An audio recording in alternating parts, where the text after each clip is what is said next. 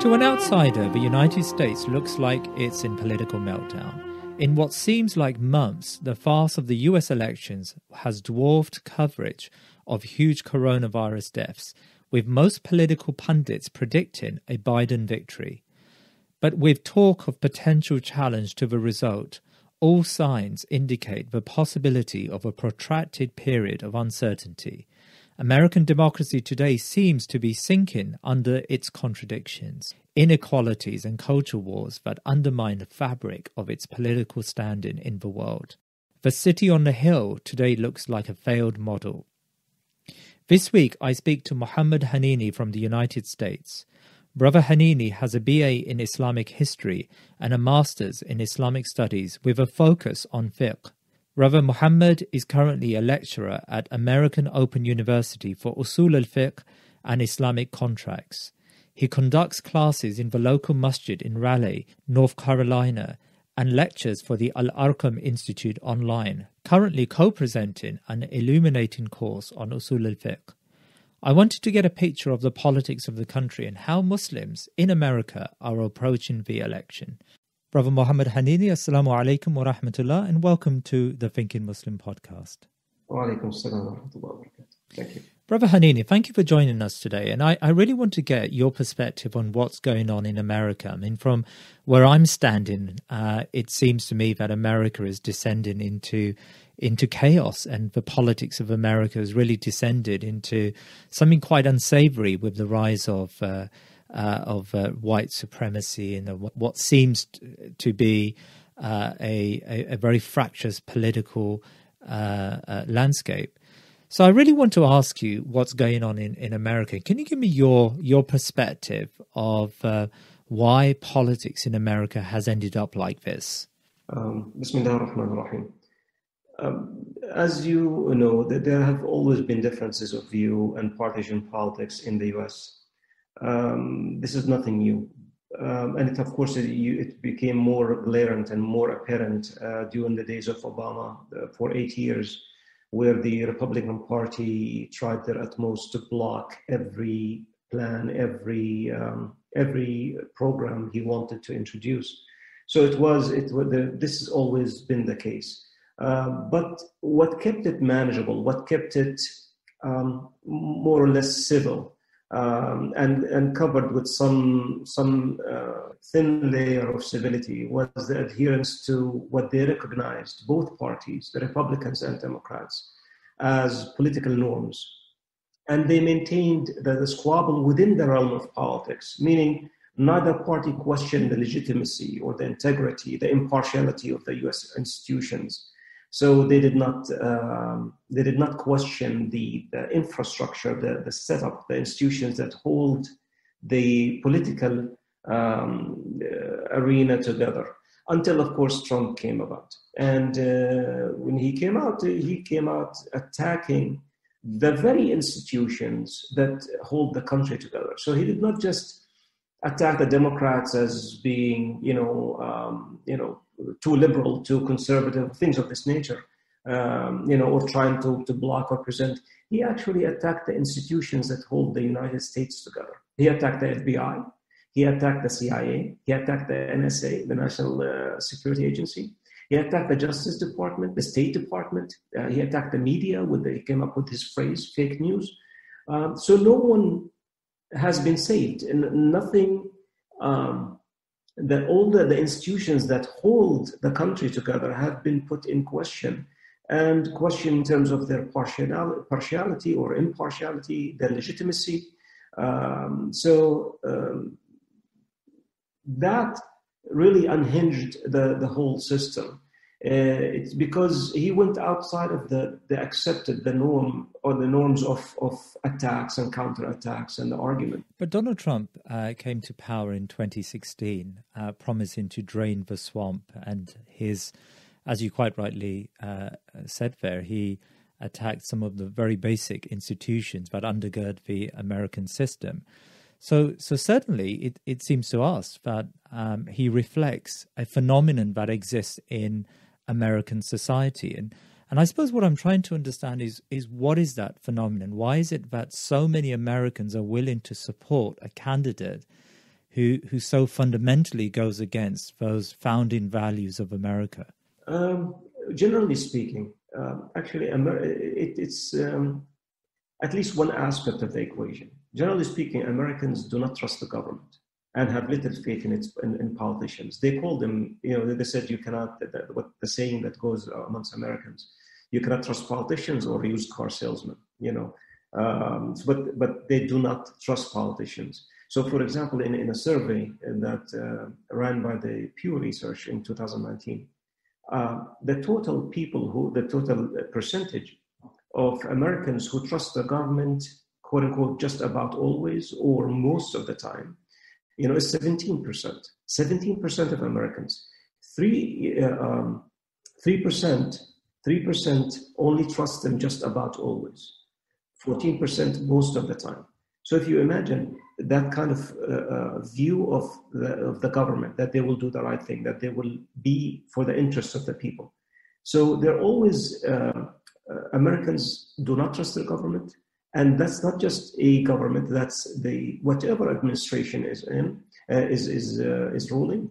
At the same time, and that of course creates an atmosphere where they are susceptible to conspiracy theories, to believing the worst in whatever they hear, and maybe could very well be true, but it is definitely, they already have the mindset, that they can accept it. As a matter of fact, I mean, from 2007 on, the United States the Americans' trust in the government has not exceeded 30%.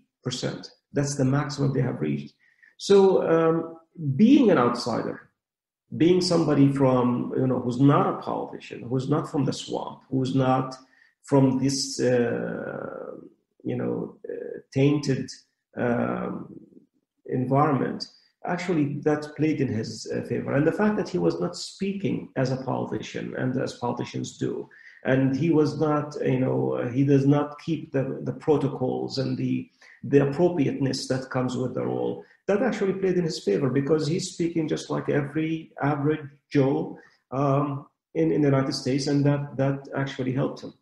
Not to mention the fact that he presented himself as a successful billionaire. So he's not only somebody who's an outsider, he's somebody who's brilliant with the economy, with finances, and he is going to do miracles with the American economy. And American economy, by the way, in many ways, it's more important, or it's viewed as the main point when it comes to the electability of a person. What can they do for the economy? So he presented himself as a billionaire. Of course, now we know that this is not true. The man owes hundreds of millions of dollars. And throughout his campaign in 2020 and in 2016, a lot of people came out showing that he was actually a fraud in many ways. So, but that image that was presented to the Americans, that he can fix the economy, he knows the system because he's living under it, and while he's not poor, he's somebody who can bridge the gap between the haves and have-nots as it's widening more and more with every day with the capitalist economies. We know that America is a deeply unequal country with the East and West Coast, but everything in between.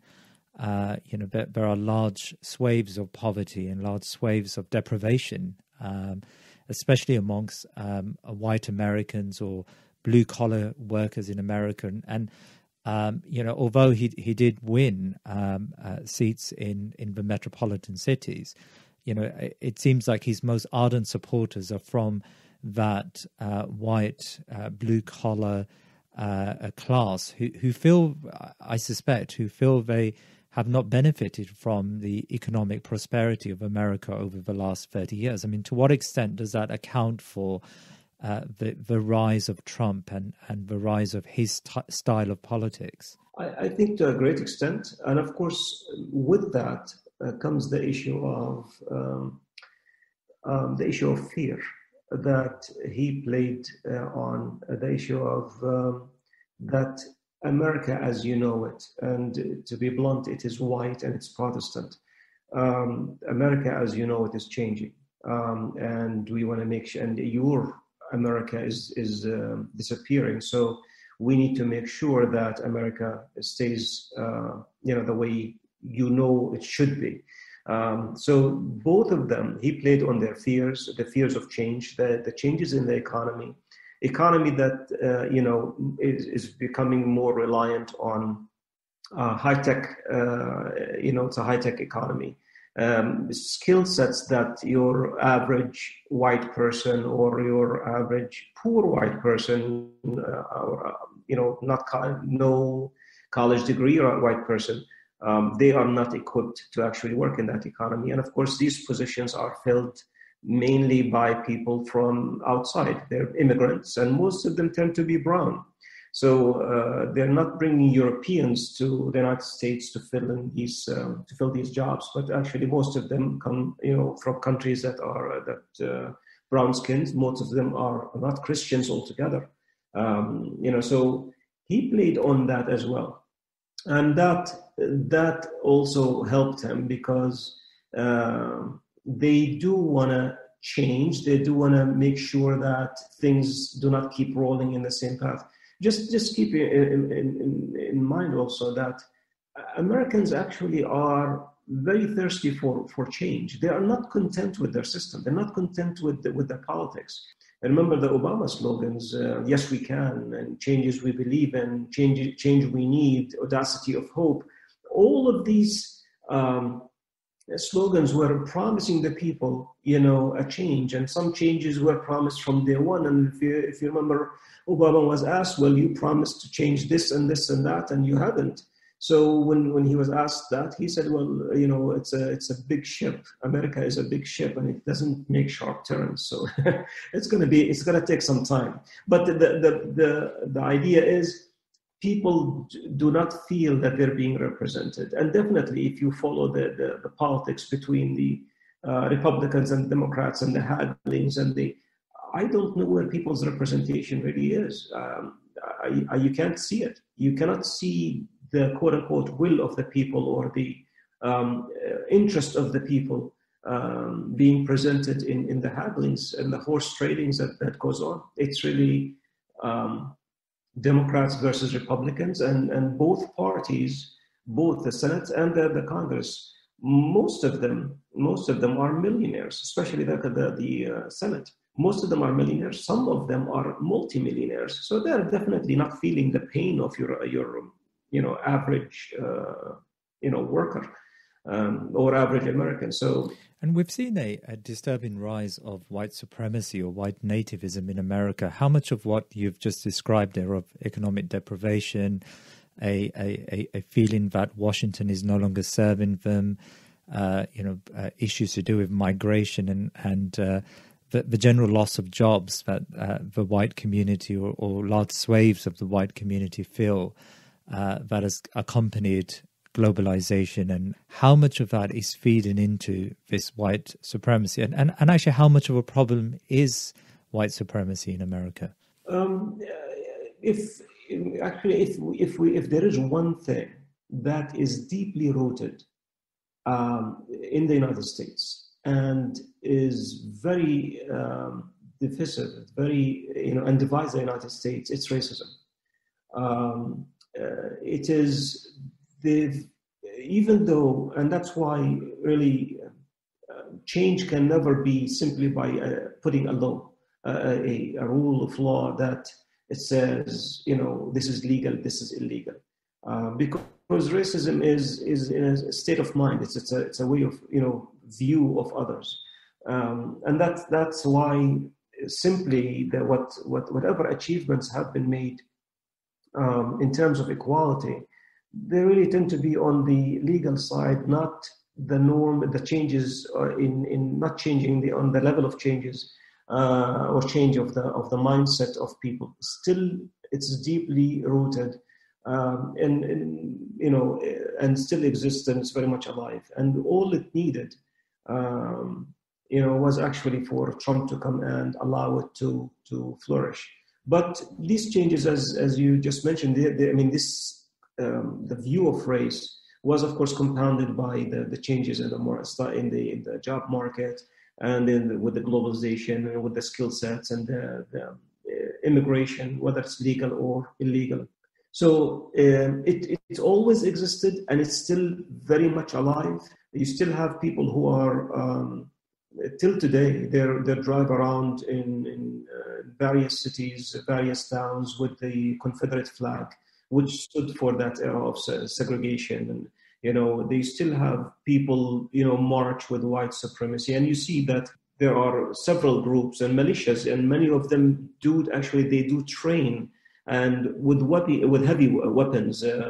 We're not talking about guns; we're talking about semi-automatics. And we've heard recently that conspiracy theories are abound in America. The QAnon conspiracy theory is seems to be accepted by large swathes of Americans. I would imagine by a very similar demographic to those who are open to white supremacy. Well, and that's exactly what I mentioned before, is that their lack of trust of the government, their lack of trust of the institutions that are there. They feel that they've been taken over. This institution, the country, if you wish, has been taken over by these liberals who are the elites, the educated, the super wealthy elites, the Wall Street people, things of this nature, and they become very open for any conspiracy theory that you produce, and that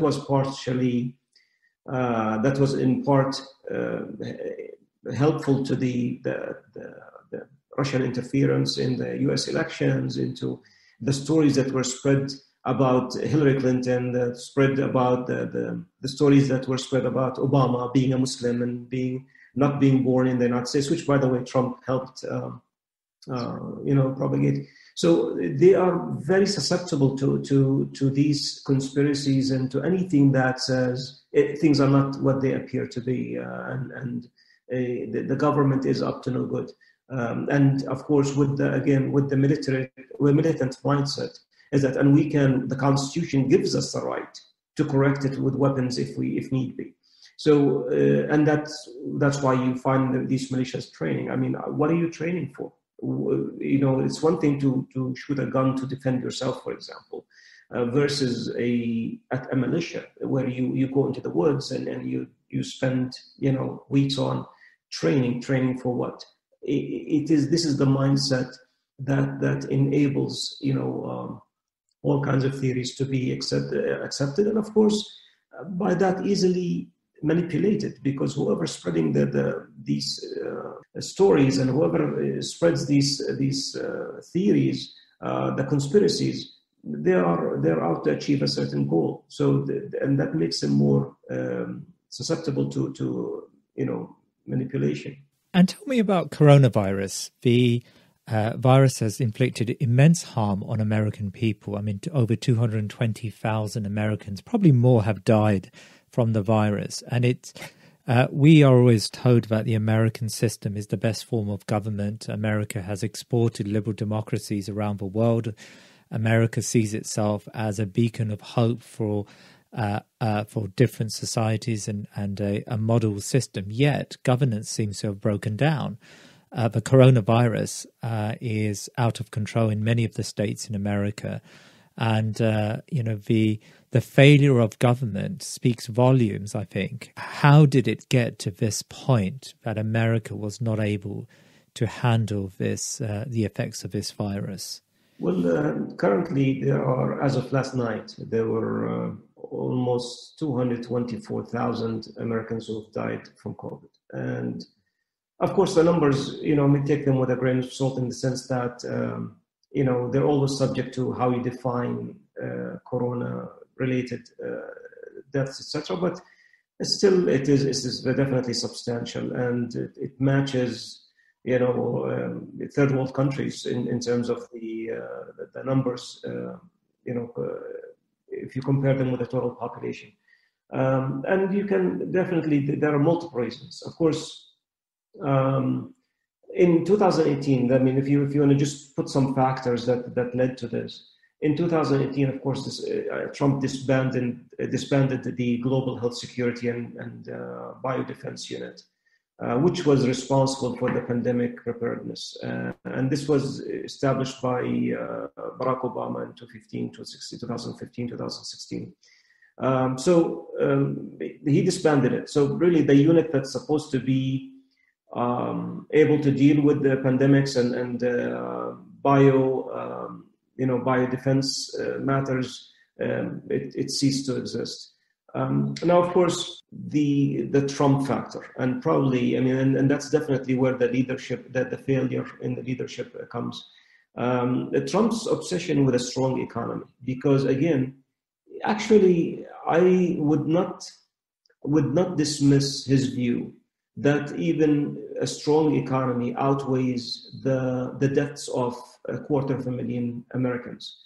I would not dismiss it. I would not take it lightly, because the United States or the Americans do view the strength of the economy as a vital matter, as something of utmost importance. So Trump is obsessed with a strong economy, and the idea that we want to make sure that it is always strong, not because really he cares about the masses, but that's his ticket for 2020. So that's the way that you prove that you're able to pull it off for another 4 years. So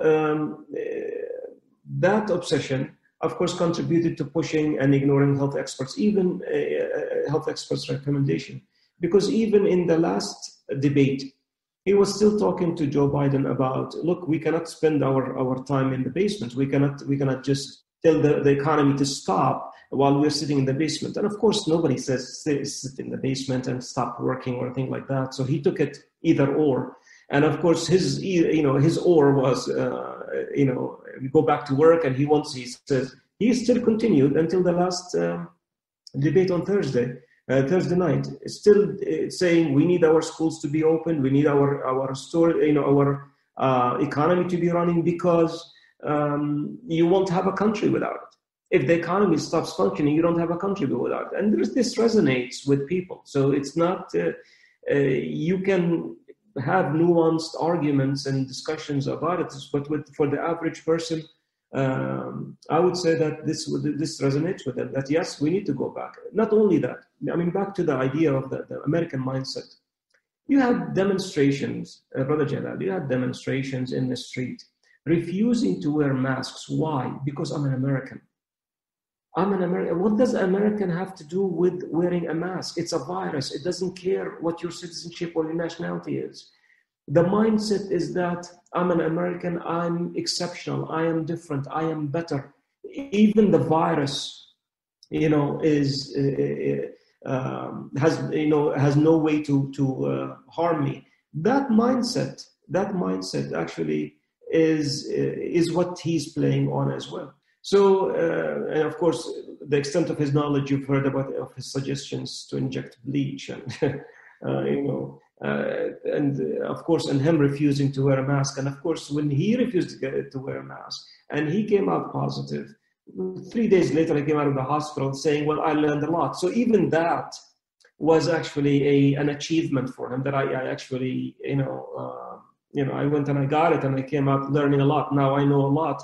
And still insisted in the last debate, 99, I'm not sure if it's 99.9%, he said, or just 99%, that of young people, who catch it, recover.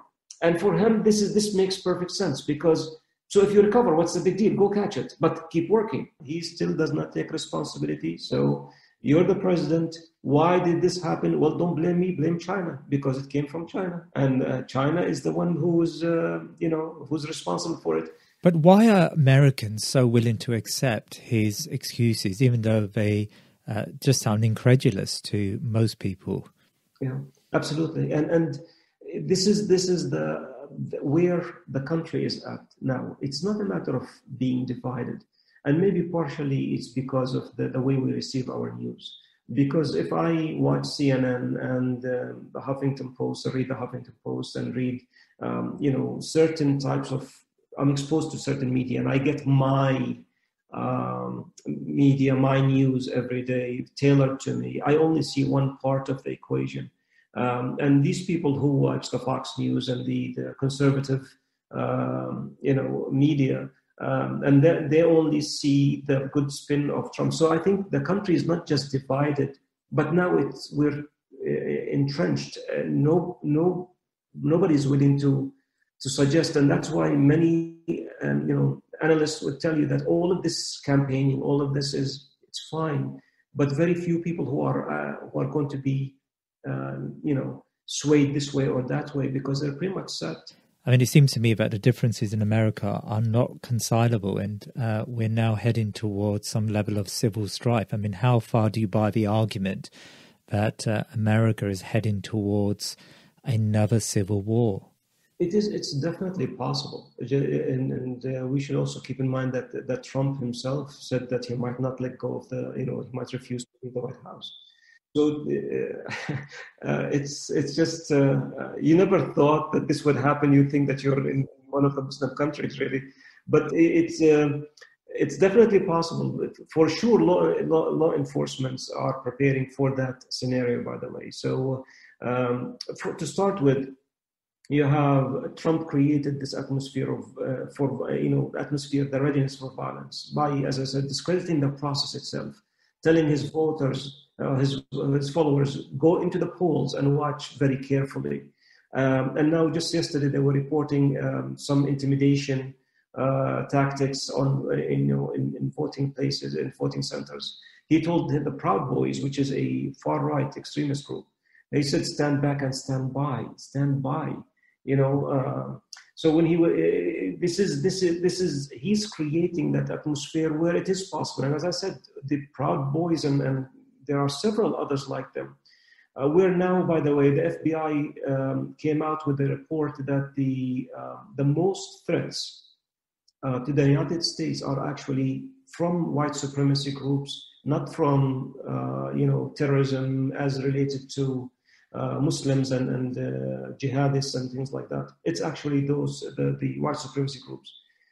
Time magazine published an article just yesterday that police forces across the nation are taking unprecedented steps to brace for potential disruption at the polls and post-election violence.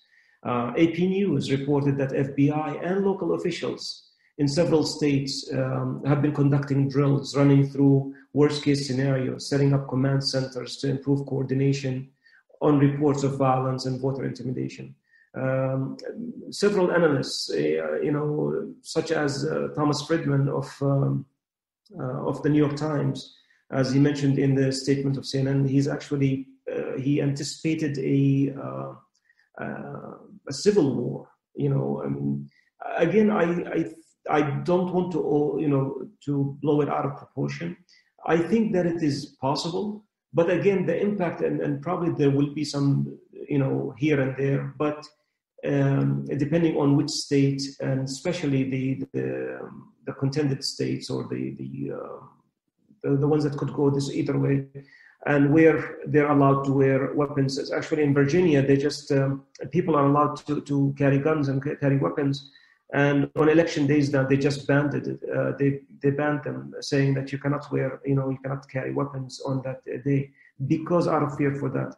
So it's definitely an atmosphere that is created, that a level that the country is descended to, that I would say it's unprecedented in the recent history. And there's a lot of discussion about the foreign policies of Biden and Trump and who will be better for Muslims. Before we get to who would be better for Muslims, do you see, from your analysis, are there great differences between the two on foreign policy issues? Well, from a foreign policy perspective, without discussing who's better, but I would say that Trump's agenda has been to be more inward, not to expand, not to go outside of the country's borders, because he views any dollar that's spent, let's say, on Afghanistan, for example, or in Syria, as a waste of money, because again of that mindset of only the economy, only the financial aspect of it. Because to be frank, he doesn't understand what the United States is doing, refuses to listen to the morning briefing. He does not read the morning security briefs that every president, receives. How will he know if he doesn't, listen to the advisors and take their opinions? How will he understand? So he doesn't understand what's there. But his policy, Trump's policy, is I want to bring the troops back. So I want them back from Afghanistan, and he promised to pull them back before Christmas. I want them out of Syria, and he got most of them out of Syria. He got he's getting them out of Iraq, and that in terms of the extent of his foreign policy as relates to the Muslims. Biden is a continuation of Obama. Biden is as we say in Arabic, the son of the institution. He's the product of the institution. 47 years in the institution. He's definitely institutionalized. He definitely represents the status quo, which Trump came and challenged. But so he's going to continue, and he says he's going to continue the path that Obama before Trump set. And from the perspective of Muslims in America, there seems to be a groundswell, I suppose, of support for Biden in this election, and many argue that Biden at least will be the lesser of the two evils, and so the conclusion is that Biden will probably serve the Muslim community better than the Republicans or the Trump administration. I mean, how do you analyze that debate, and where do you sit in that debate? Yeah, I would say actually, generally speaking, Muslims appear to be eager to be accepted, period. So whoever accepts them, they'll vote for him. Whoever shows some civility when talking to Muslims or about Muslims will support him regardless of whether his agenda or her agenda is consistent with Islamic values or not. In my humble view, Muslims have been so beaten up so much that is just now they just want to appear to be just normal, just like everybody else. So, and really the question of the lesser of two evils, how do I even separate between the foreign policy and the domestic policy in terms of evaluating the principle of lesser of two evils, because you cannot divide it. The problem here, as just to set one thing from a fiqh perspective, when we talk about two evils, when we have to establish something, they're both evil. And most Muslims glaze over this as it's not important. Actually, no, it is very important to say that they're both evil, meaning what? They're both haram. So when we talk about voting and you talk about the lesser of two evils, it means that both of them are presenting agendas that Islam does not accept. Yet one of them is less than the other. Okay. So when we say the lesser of two evils, we are talking about a fiqhi rule that in its simple form, somebody is starving, about to die, and they are almost certain that if they don't eat, they will die. Okay, so either certain or more likelihood, what they call ghalabatul dhann, they are with the more likelihood that they will die. So should that person go steal or not? So the answer is yes. The lesser of two evils, theft is lesser of an evil, lesser of a haram, if you wish, than actually causing your own death. So you go and steal. However, the fuqaha, the jurists, came and they said, okay, but when you steal, you are only allowed to steal what is enough to maintain your life, to sustain your life, meaning to keep you alive, not to fill your stomach. Even the idea of filling your stomach is not allowed. You cannot go eat a dead animal, because you're starving, but then get full. No, you only eat, for what is sufficient for you so that you don't die.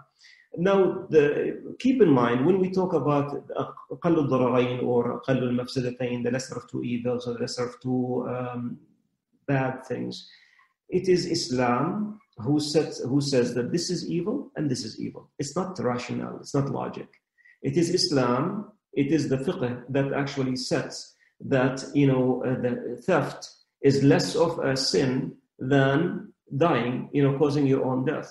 So then, based on that, you're given that permissibility, to go and commit the lesser harm, and there's no sin in that.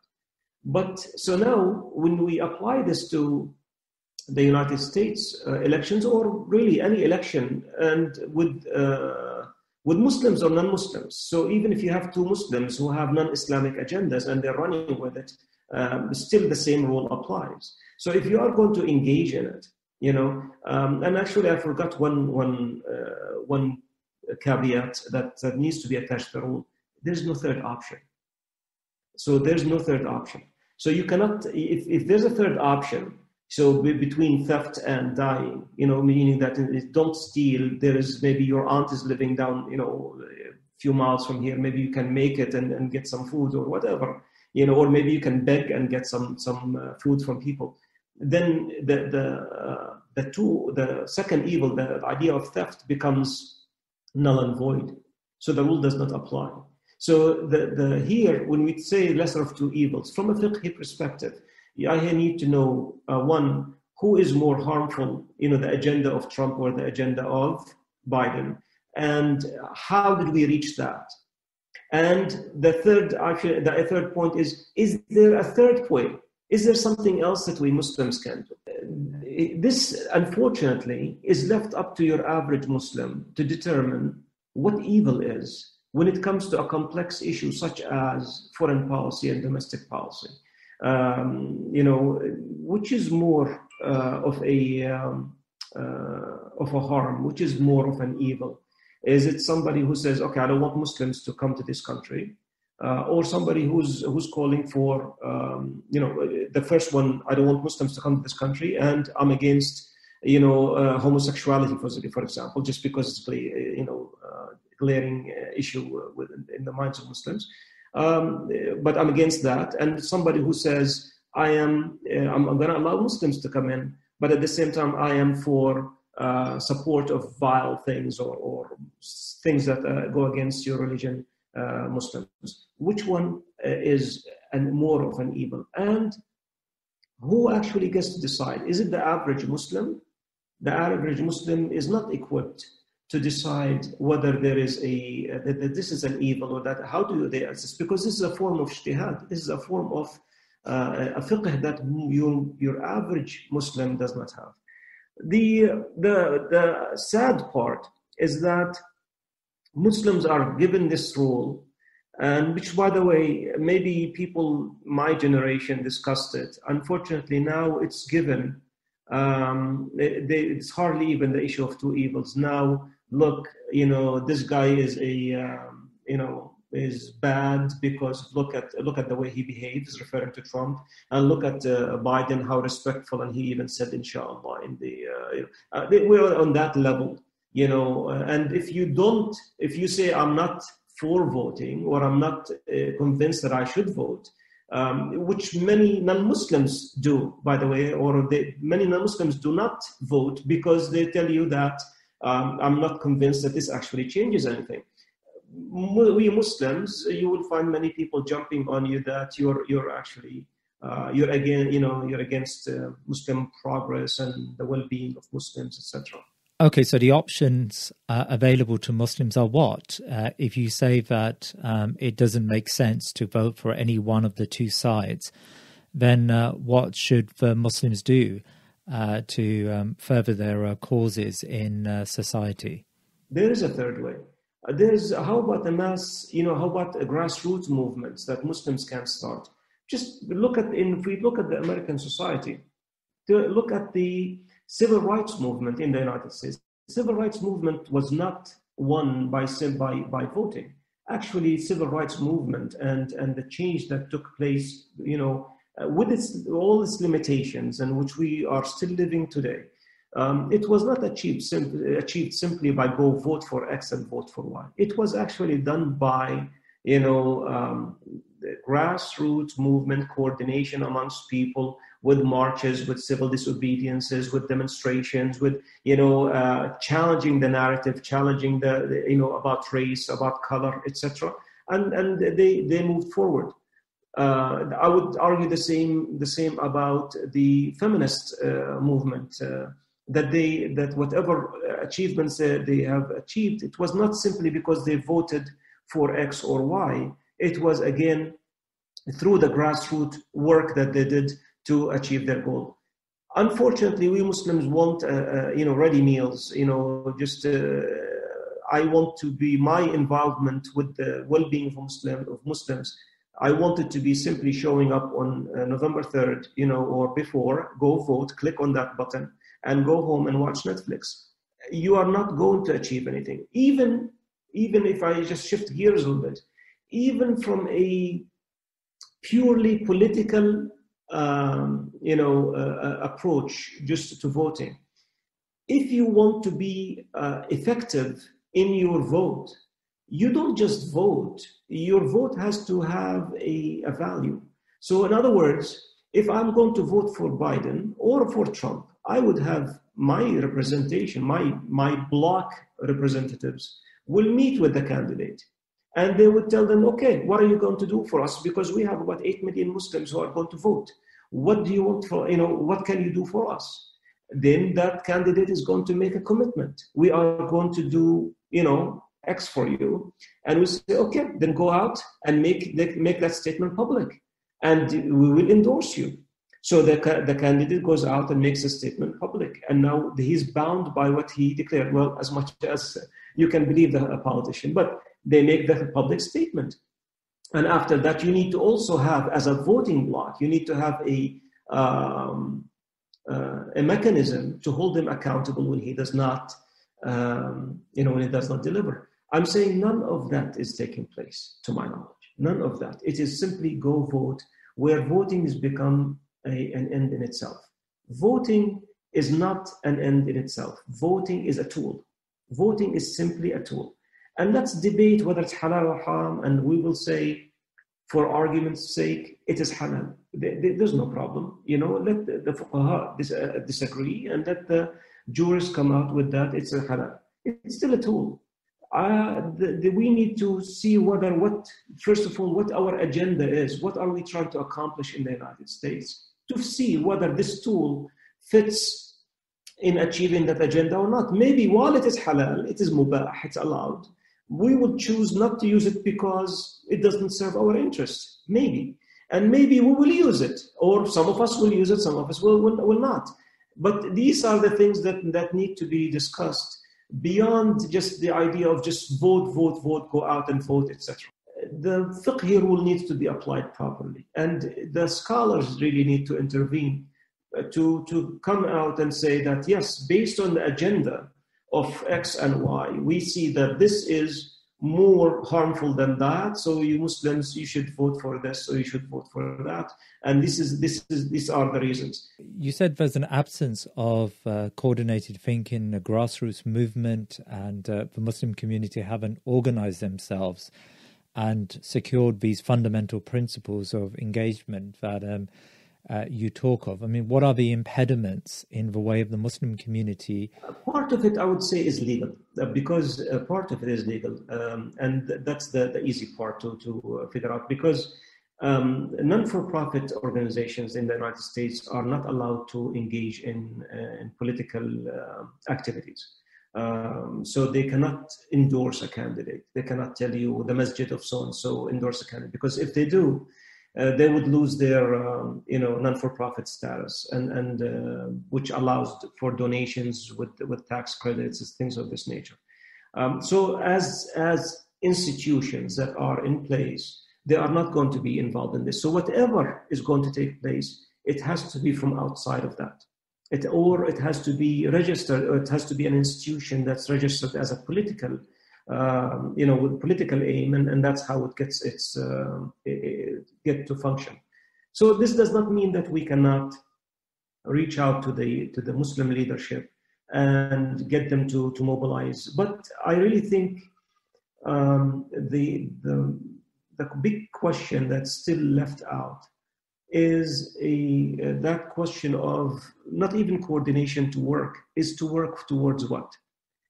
Our Prophet ﷺ lived in Mecca, and had a goal, and the goal of Rasul was to establish Islam. The Sahaba radiallahu anhum who migrated to Abyssinia and stayed in Abyssinia, and some of them stayed well after the establishment of the Islamic State in Medina and came back actually, some of them around the Battle of Khaybar, which was about the 5th year of Al-Hijrah. So they had a goal of just maintaining their identity as Muslims and keeping intact, just practicing their deen with their families, and that was it. I'm saying we as Muslim communities, not just in the United States really, globally, especially in the Western world, and definitely in the United States, we need to have the idea first to come together to what are we trying to achieve? What is our vision for the United States? What do we want to do for this society? Most people, when they say what we want to do for this society, they think of payback as in, I was given the opportunity, and therefore I need to be involved in the civics of the society and the voting, etc. And I would say this is not the way we think, or as Muslims. The Muslims is way of thinking and rules are derived from their legislative sources. They don't come from the civics and from what I owe, what I don't owe. What our religion tells us that we, if you wish, owe the people is that we need to carry the da'wah of Islam, the guidance of Islam to these people. Now after 9/11,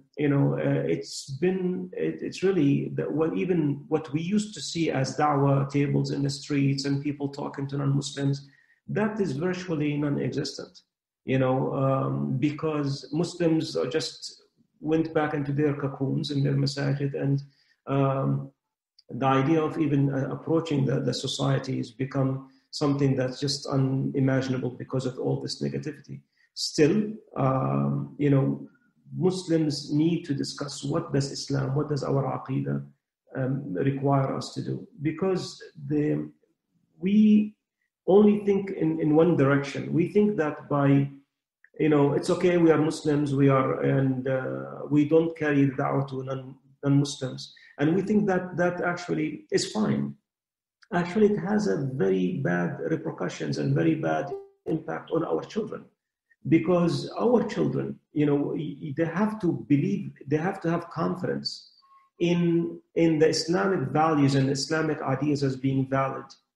How do they see that? Not because I, as a father, tell my children, your Islam is right, but rather how they see it interact with other beliefs and how they see it, function with other beliefs. And that's why I'm saying that our lack of vision, lack of activity, has had, devastating effects even on our youth. As a matter of fact, even the voting itself, and that's something that's seldom talked about. When we talk about voting and when we voted for this candidate and that candidate, we don't know the kind of negative impact that has had on our children. Now, amongst Muslim youth, when you say LGBTQ, they tell you why not? What is the problem? And we had, and they, some of them would even view that Islam has deficiency in not recognizing their rights. After all, the Pope just gave them their union rights, right? So, if you talk about these things in the masajid, you will have Muslim youth coming and challenging you after khutbah of al-Jum'ah if you talk about these things. And it's because, again, we don't know that when we give our vote to this person or that person functioning within the system, within these parameters, it's going to rub off on our children in a certain way. And what has not been done amongst Muslims now is really a study. Okay, you voted for Obama, you voted for Bush before him, Bush Jr., you voted for Obama, now you voted for Biden. How has that one impacted your interests, the Muslim interests? What has it achieved for us, aside from a good speech by Obama? But what has it given us as Muslims? And two, has it had any negative impact on our youth? I don't know of any study that has done that. to see that, to show that this is something that even we should be thinking about or not. And so again, I'm trying to say, without going into the fiqh discussion, even though we should, this is an Islamic matter, but without going to the fiqh discussion of which is the lesser evil, two evils, etc., we need to think about our role as Muslims in the United States and what should we be doing as dictated by our aqidah, by our identity, by the fact that we are part of the best ummah that's out to mankind. I think that's the starting point. And once we know what our role is based on our Islam and Islamic values and our Islamic rules, then everything falls in place, what we need to do, what we don't need to do. And that is definitely a discussion that's really worth having. And finally, Brother Mohammed, a number of Muslims have been successful in gaining seats in the Congress and have established a Muslim caucus within the Democratic Party in particular. But there are some prominent Muslims who have also who have connections with the Republicans. From what you've said so far, I mean, how valuable is this? Well, you have in the Congress, for example, we have Ilhan Omar, a Somali refugee Muslim, and you have Rashid Tlaib. And so there are two Muslims. So the question is really, what have they achieved? I mean, when they first started, and both of them were